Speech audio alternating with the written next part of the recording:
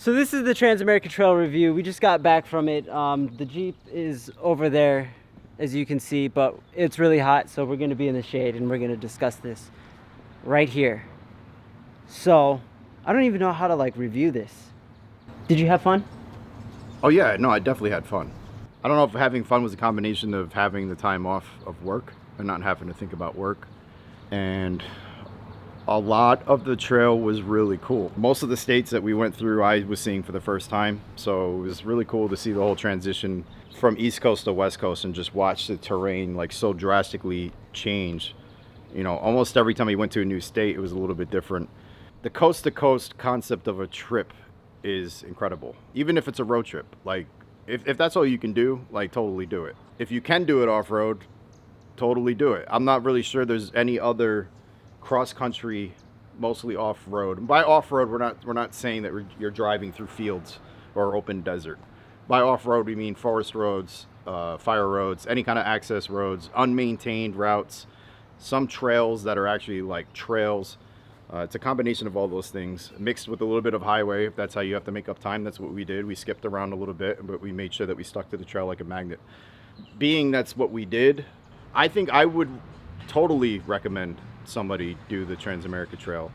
I would suggest that you don't take it as like the holy Bible of like how to get from point A to point B. What I would say is use it as a guide, as a rail almost, to kind of hover around to get from East Coast to West Coast. But unless you have, I mean, we used almost the entirety of our 6 weeks, and yeah, 6 or 7 days of it was dealing with Jeep repairs. But so if you say that it took us 4 weeks or 5 weeks to do it, that's a long time. So, and we didn't even stick to the trail the entire time. We skipped like all of Tennessee, most of North Carolina, and it still took us that long to do it. So just know that it's a vast distance.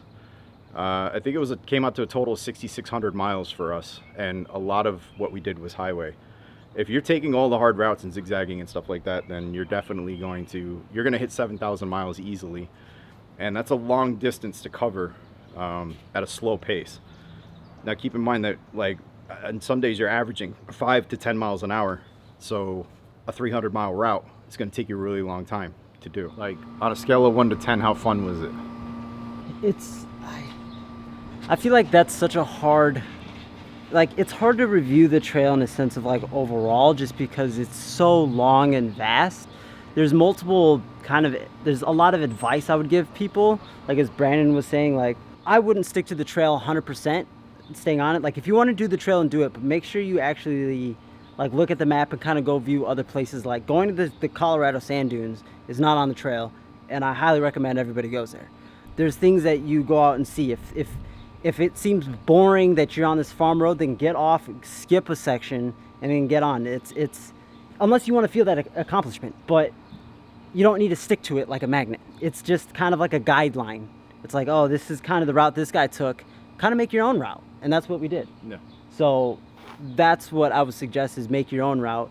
In terms of like a rating, we can't really give it a rating right now because this is our first trail that we've been on, and we plan on doing more trails. So it was fun. Like overall, I'm very glad that I did this. Would I do it again? No, because I've done it already. So it's like, it was fun. I'm happy I did it. I just wish we had, of course, since we had a lot of the some of the Jeep issues and stuff, I just wish we didn't have to rush and push through a lot of things. I wish we were able to like kind of spend more time in places. Like we did plan originally to stay in Moab for a couple of days, but since we were behind schedule and we needed to get back in time, we just had to like fly by it. We just had to be like, okay, we're taking this route, and whatever we see, and we can't go back. So I would recommend making sure you have time set around for like do the Alpine Loop, go to Moab for a couple of days, like be in places for a couple of days. And setting up and breaking down every day, it gets annoying. And so being able to just set up camp, stay there for a couple of days, and kind of like view it and then just go on is kind of what I would recommend doing.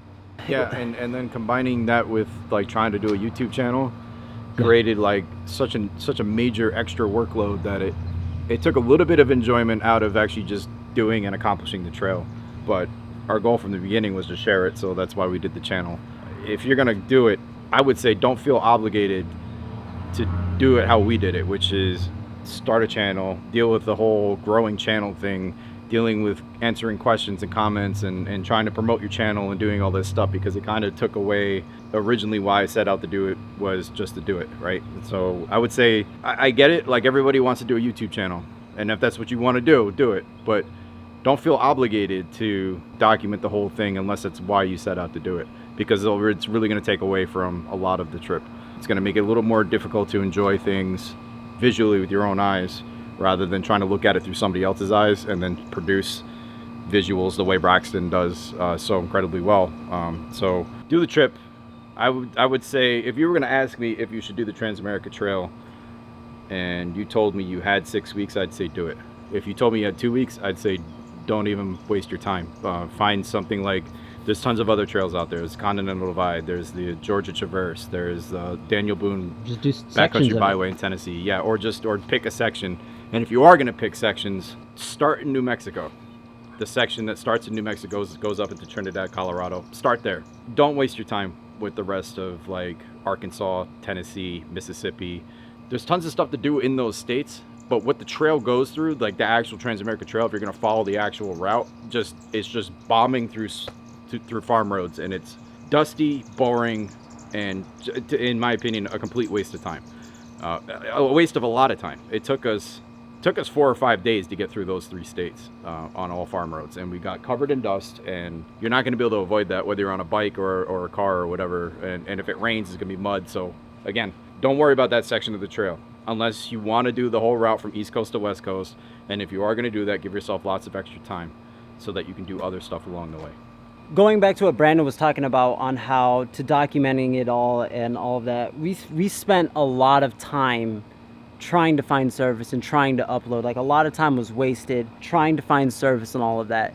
And also it helps that there's 2 people working on this. Like, if I had to drive the trail, document it, and upload daily, I don't even think I would have quit.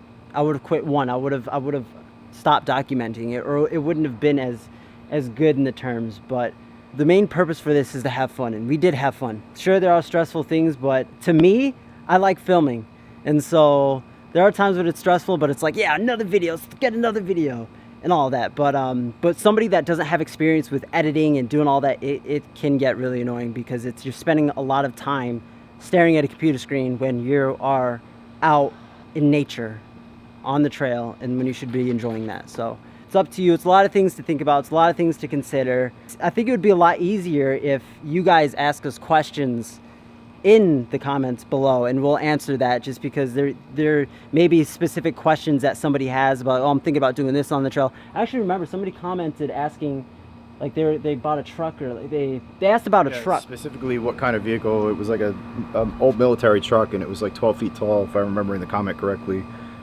That's a great question to ask, and a great question for us to answer through comments. There's no point in speaking on a video about it. So those are the kind of questions you want to ask. Go ahead and ask us.